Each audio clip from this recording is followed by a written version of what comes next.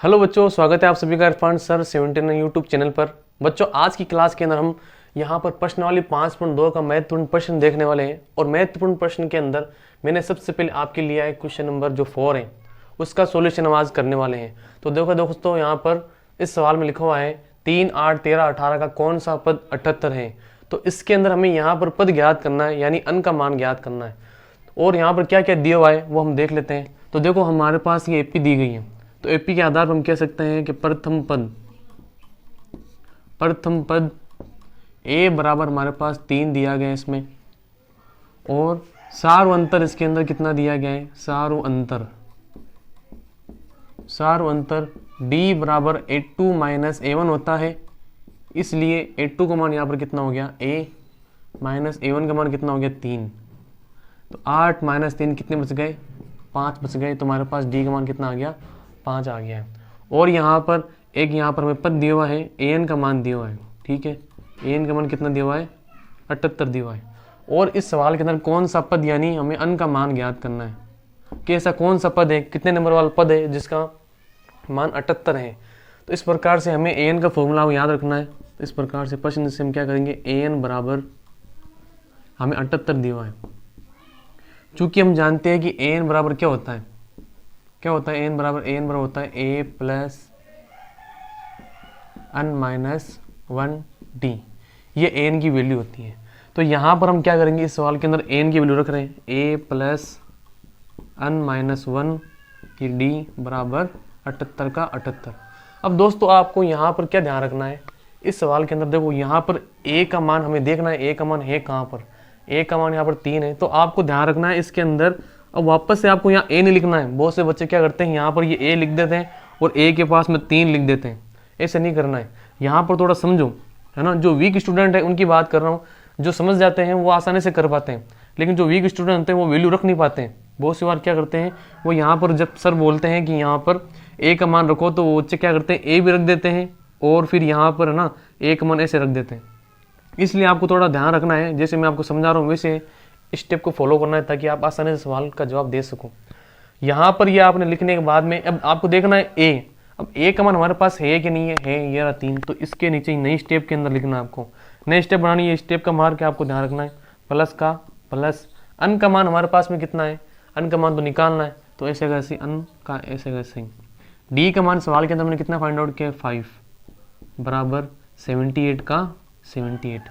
अब हमने क्या किया, यहाँ इस फॉर्मूले के अंदर सभी जो वैल्यू हमारे पास थी उन सभी को हमने रख दिया।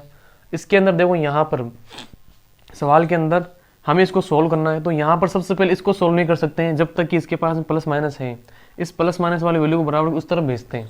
तो देखो यहाँ पर बच्चे क्या करते हैं, पहले आपको ध्यान रखना यहाँ स्टेप लेनी है और डिसाइड कर लेना है किसको भेजना है, इसको उधर भेजना है। तो अब इसको यहाँ पर लिखना नहीं है, इसको उधर ही लिखना है। तो यहाँ पर हमें 78 लिख दिया, ये 3 प्लस के तो यहाँ माइनस के हो गए। अब इस वैल्यू को, इधर वाली वैल्यू को ऐसा कैसे आपको यहाँ लिख देना है, n माइनस 1 और ये 5 का 5। तो अब यहाँ पर हमारे पास में क्या क्वेश्चन है, 78 में से 3 गए, कितने बच गए हमारे पास, इसके अंदर हमारे पास में 75 बच गए। तो अब n माइनस 1, ठीक है, n माइनस 1 चल ही रहा है, ये 5 का 5। अब देखो यहाँ 5 क्या है, इसके मल्टीप्लाई में। तो हमें क्या करना है, यहाँ 5 को डिवाइड में भेजना है। तो यहाँ पर हमारे पास क्या आ जाएगा, n माइनस 1 का 1 और यहाँ 75/5। ये हमने कर लिया यहाँ पर। ये करने के बाद देखो बच्चों, अब इसका हमें इसके अंदर भाग देना है। तो यहाँ पर 5 की टेबल को हम 1 टाइम बोलेंगे, तो 5 पंजे 5, ठीक है, 5 से कम 5, बच गए कितने, 2 को उसके पास में लगा दिए, कितने हो गए 25, 5 भाग 25 के अंदर कितने हो गए 15 बार। तो इस प्रकार से 5 का भाग 75 के अंदर 15 बार चला गया है। तो यहाँ पर हमारे पास क्या आया, n माइनस 1 बराबर 15 हमने कर लिया। अब माइनस के 1 उधर भेज देते हैं। तो यहाँ पर n बराबर 15 प्लस 1 बराबर कितना हो गया, 16। तो इस प्रकार आप कह सकते हो, अतः 16वां पद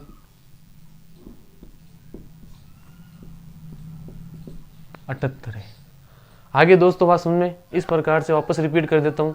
यहाँ पर सवाल दिया हुआ है, तो यहाँ पर इसके अंदर आपको पता होगा अन का मान कैसे ज्ञात करना होता है। जब कभी इस फॉर्मूले के अंदर अन का मान गायब हो, अगर अन का मान नहीं दिया हुआ हो, तो किस प्रकार से हमने वैल्यू फाइंड आउट की। बस यहाँ पर समझने की जरूरत है कि इस जगह पर हमें पहचान करनी है कि ये एन का मान दिया हुआ है कि अन का मान दिया हुआ है। तो देखो यहाँ पर हमने यहाँ पर समझ लिया एन बराबर 78 दिया हुआ है।